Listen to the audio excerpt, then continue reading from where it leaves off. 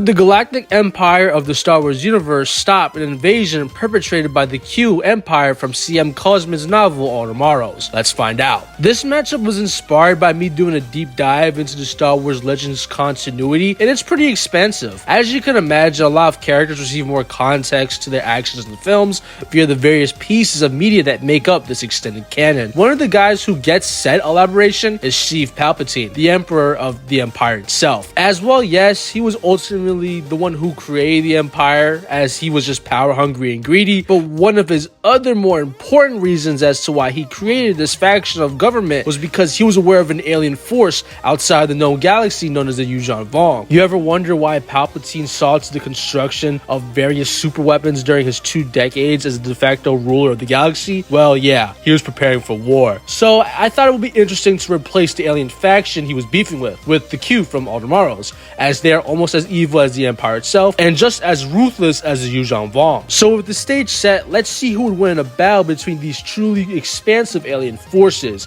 Would the Empire prevail, or will Sheev's attempts prove to be in vain? Let's find out. But before that, yeah, I know this matchup is pretty out there, and I'm gonna level with you guys. I usually plan my videos in batches for each month, and usually it's pretty easy, but for this time, I had every single video down and planned except for what I was gonna drop today. So I was like, let me do something fun before I move on to the more relevant stuff, because yes, trust me, I have various shorts and videos planned on stuff like media that's to come out, Death Battle, and trust me, I got a lot to say about this circus as well.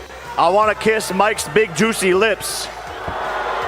Ironic that he said that, because I saw a picture of him dancing at 16 doing that little dance on YouTube, and for some reason I had an erection.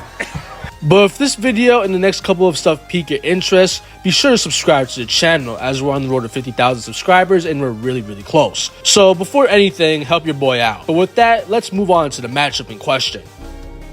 The Q from All Tomorrows are some of the more niche alien invaders in fiction, so before we move on to their scaling chain, I think it's important to give some context as to what they are exactly. The Q are a super intelligent alien race. They're 1 billion years old, and they were traveling throughout the universe as far back as the Mesozoic era. Due to their intelligence, they somewhat see themselves as, oh, what am I kidding? They're like super narcissistic, as due to their eons of splicing their own genetics, they eventually became to see themselves as gods. And they take over alien races and deform the subjects and planet as a whole to their own liking in an attempt to cleanse the universe, as they put it. With this mindset being the source of numerous humanoid mutations that you guys have probably seen, with some of the more infamous stuff being due to them defeating humanity, who had evolved and continued to make so many advancements that they eventually became the Star People. Keep in mind, humanity before they became this new alien race were behind such technological advancements as colonizing Mars, and even destroying Phobos in an interplanetary civil war. Phobos, unfortunately, is a pretty small moon, so destroying it in the way that the text described would only be a city to island level feat. But nonetheless, this establishes that their technological prowess would still be much more potent than the weapons that we have produced today, with, you know, the Star Bomber being our best thing, and it's only around 50 to 100 megatons respectively, which is still way worse than, like, you know, mountain level. But anyways, more importantly, the Star People, due to being much more advanced, would upscale that, and by extension the Q would as well. Keep in mind, this is merely a baseline for their technical prowess,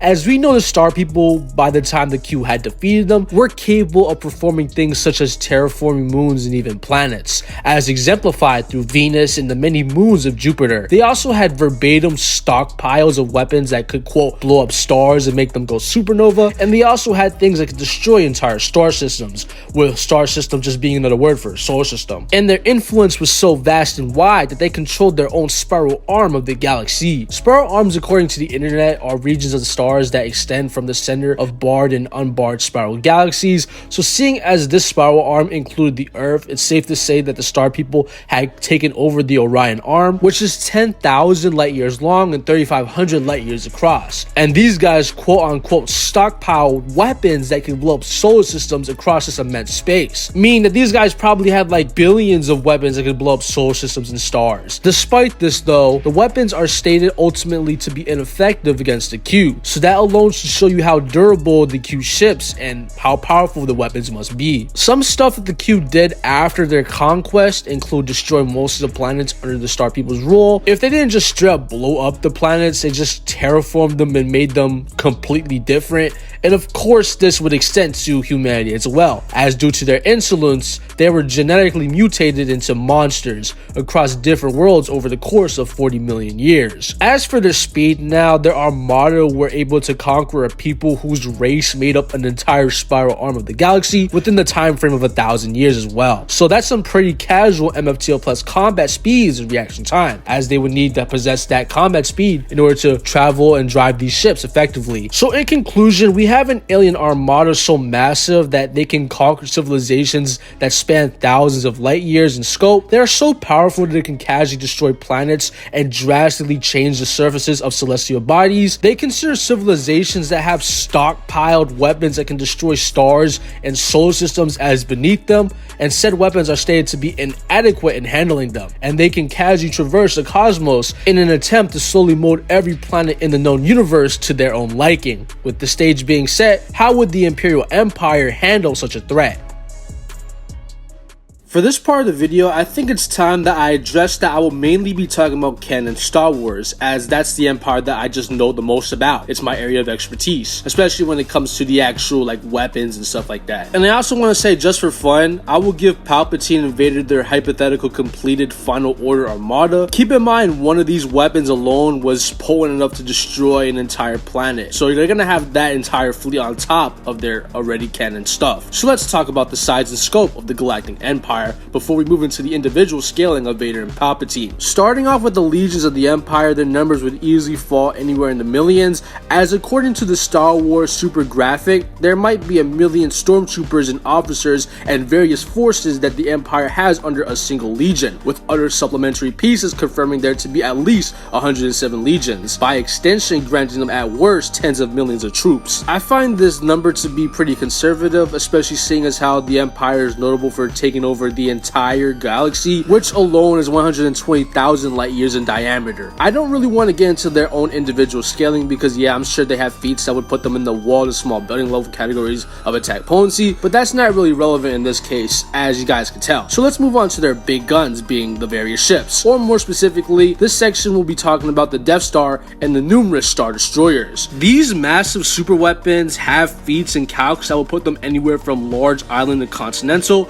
with the latter end being consistent due to numerous showings and narrative implications. There's a lot of stuff that just says that they can surface wipe entire planets. I found an entire thread or two about this, so I'll just dump it in the description down below, and in the meantime, hopefully I've been showing you the instances of this being the case.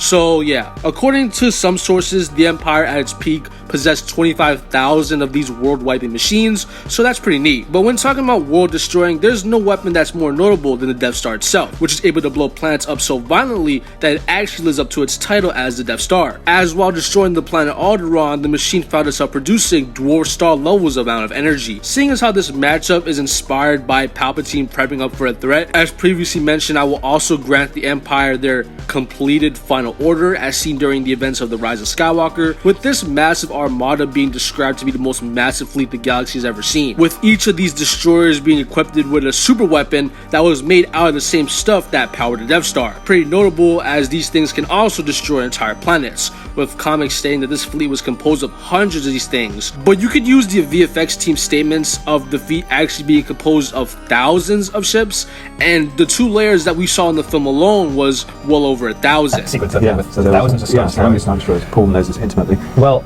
we laid them out in the computer, and it ended up being 1,080. 1,080 in 2 levels. Yeah. So in terms of arsenal, the Galactic Empire would have tens of thousands of island to multi-continental ships, and 1 Death Star, and on top of that, thousands of Star Destroyers just as potent as that said Death Star. Now that we have these guys out of the way, we can move on to the ships that compose these empires.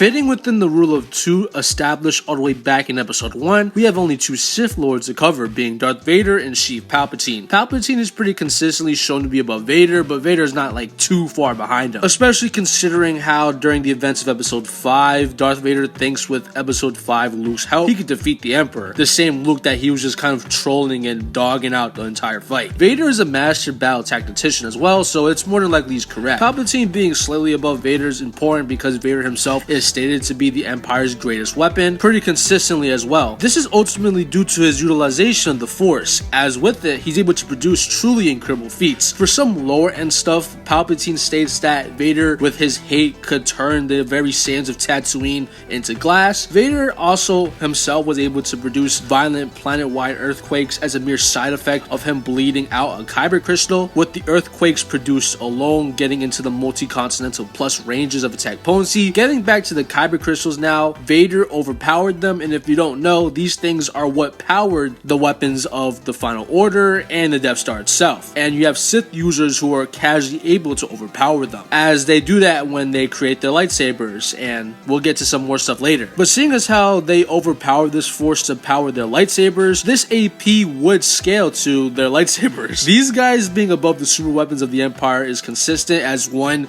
it's stated all the time Vader's above all the Empire's tech. 2, Vader himself in the original movie states that the Death Star's power is insignificant in comparison to his own. Vader, also being a master in both the Force and battle tactics, would more than likely be an excellent source as well. And 3, Palpatine, who Vader is relative to, was able to overpower an entire cluster of kyber crystals, the same crystals that power these planet-destroying devices. So in terms of attack potency, these guys would easily find themselves in the Dwarf Star level ranges. There's some more stuff in verse and feat-wise, but we'll get into that later as I want to talk about speed. Star Wars characters in general are all massively faster than the speed of light, as even regular human-esque characters are shown capable of dodging blast fire, with yes, these blasts being made up of light. And you have essentially randoms such as Poe Dameron, who can react to obstacles in real time while coming out of hyperspace. Hyperspace being a mode of transportation that allows anyone to travel throughout anywhere in the galaxy in a matter of seconds pretty much, with Han Solo also stating that pilots need to have comparable reaction time while making these jumps so they just don't die. Vader as a child was pretty much considered a pilot prodigy, and I don't think anyone's gonna argue with me when I say that Darth Vader and Darth Sidious possess faster combat speed and reaction times than people like Han Solo and Poe Dameron. With speed covered, we can transition back into attack potency,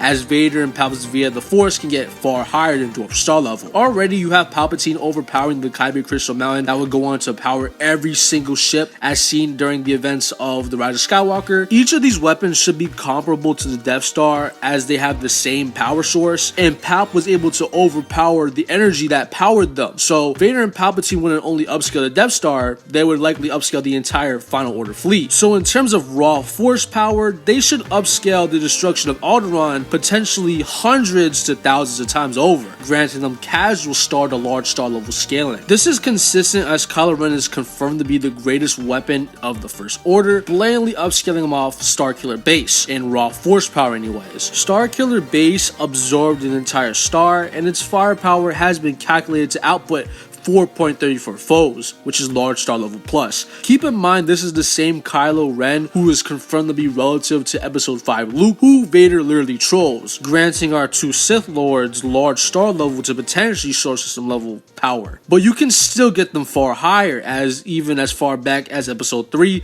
Palpatine, while weaker than he is in the original trilogy and during the events of episode 6 while literally dying, is stated to be able to utilize the entirety of the dark side of the Force, which makes up one half of the Force, which binds the entire universe. Forget the galaxy, meaning that Vader and Palpatine potentially in canon could have multi-galactic to universal AP while utilizing the source of power known as the Force, and states far weaker than the normal bases as well. So yeah, kinda a side tangent with this next part, but respect Star Wars guys. Both in canon and EU, they're pretty strong. So between these two science fiction factions, who would win? And I think the answers are pretty complicated, as both factions kind of have some decent star to like solar system level implications, but overall I think the Q stuff is a little bit more broad the more I think about it, as the scan that upscales them above the Star People's tech just says that their weapons were inadequate, which could mean a lot of things. Don't get me wrong, due to the Q's technical prowess, I don't really have any doubts that they could easily replicate weapons to this magnitude, but if you take into account how they usually take over planets, it's not very likely that the Star People were even given the opportunity to use these weapons, as the Q prefer to literally just, invade worlds. So I don't see the Star People throwing their solar system level weapons while they're on their planet, or their supernova level weapons, This sentiment becomes a lot more concerning for the Q scaling, as during the events of All Tomorrows, there are multiple instances where remnants of humanity are able to ward off wards of these invaders. Seeing as how their planets are still intact after warding off the Q, it's not very likely that they utilize their solar system or star busting weapons. There's also the fact that the Q took over the Star People over the course of 1,000 years. Keep in mind that these people inhabited a mere spiral arm of the galaxy, and one could argue that the Q's tenacity is eventually what got the better of the Star People, as they just kept coming and coming and coming. Due to their technical prowess, as previously mentioned, I still think they can replicate the Star People's weapons, but I just don't think you would need that AP to take them out. So with that in mind, I think that the Canon Empire could ward off the Q, as they have tens of thousands of dwarf star level weapons alone, and they have one really big advantage, being hyperspace. As previously mentioned, I think it's very likely that the Q were able to beat the Star People via their tenacity coming over the course of a bunch of unquantifiable years. The Empire having such technology as hyperspace would mean that wouldn't happen, as they could literally chase the Q and not stop until they're completely obliterated. The fact that they can cross huge spans of the galaxy in seconds would mean that, the Q retreating and coming back would essentially be impossible. I also think that the Empire has numbers advantage, because their stuff kind of caps in the tens of thousands, like verbatim, whereas we don't really know the extent of the Q's arsenal. And as previously mentioned, the Empire can move all of those tens of thousands of weapons across the galaxy in seconds. And that's without me even talking about Vader and Sidious, as those guys at worst are dwarf star level, right? The Q themselves as like characters don't really have any scaling, so nothing's really stopping Vader and Sidious from just going to work. If they get onto one of the Q ships, they're taking that jump over. And if you want to be generous to the Q and say that they have solar system and star level AP, you can easily wank Vader and Sidious to those same levels, if not higher. So in conclusion, I think that the Empire could indeed ward off the Q from All Tomorrows, based on the canon scaling and what's consistent. But what do you guys think? Did I wank the Empire from a galaxy far away, or was this the result that you borderline expected? Be sure to let me know in the comments down below. I want to thank Dread Dormammu and Dr. Kukes, as they both helped me with All Tomorrow scaling, with Dread sending a lot of threads, and this guy right here actually having the first All Tomorrow's power scaling video. I saw a lot of you guys saying that I was making the first All Tomorrow's power scaling video. No, this guy beat me to it, so be sure to check that video out. But as always, I see you guys next week, but until then, stay big G fans.